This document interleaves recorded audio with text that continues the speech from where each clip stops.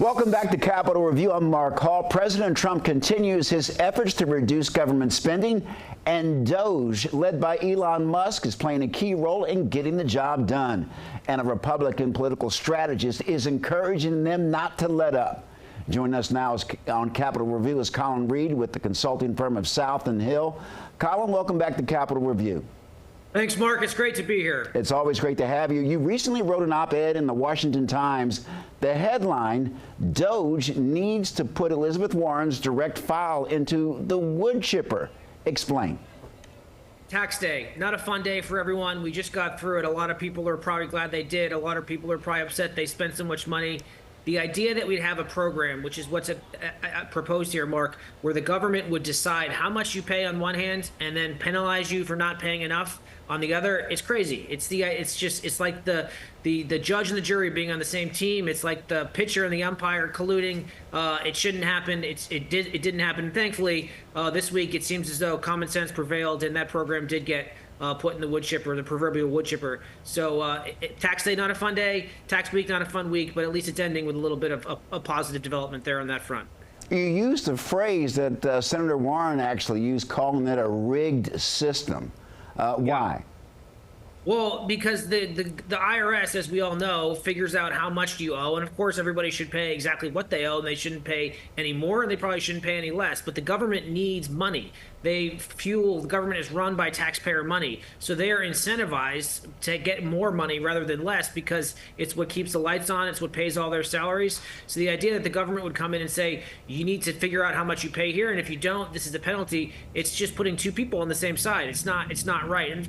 And one thing we should all agree on, taxes are way too complicated.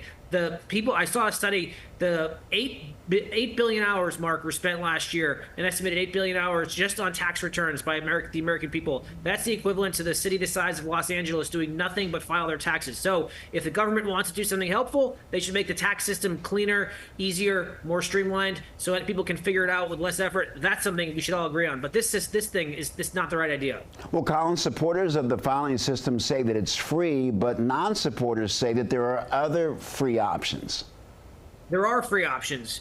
There's already existing free options that don't have this inherent conflict of interest that an entity that is funded by the government is telling people how much they owe. That's the fundamental conflict of interest here. But yes, of course, taxes should be easier. I think we can all agree on that. But this is a problem in search of a solution. And thankfully, it seems as though the program has met its end, and that's a welcome development from where I sit.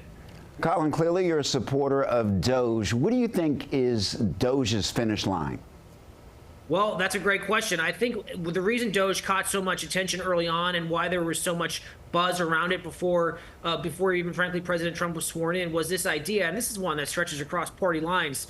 Everyone, if they're being honest, understands inherently that government is wasteful and government needs to take a haircut. So the idea that someone would come in from the private sector and apply a fresh lens and a new perspective on it was welcome, because that's how businesses, by the way, run their business every single day. They don't have the ability of just frittering away money because you just can't stay in business. Government isn't like a business because it's got this endless pot of money from the taxpayers.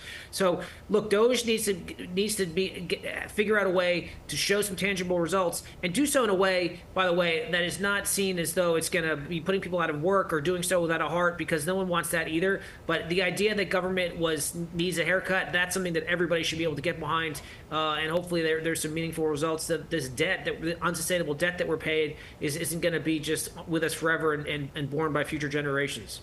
Colin Reed, thank you very much for joining us. Thanks, Mark.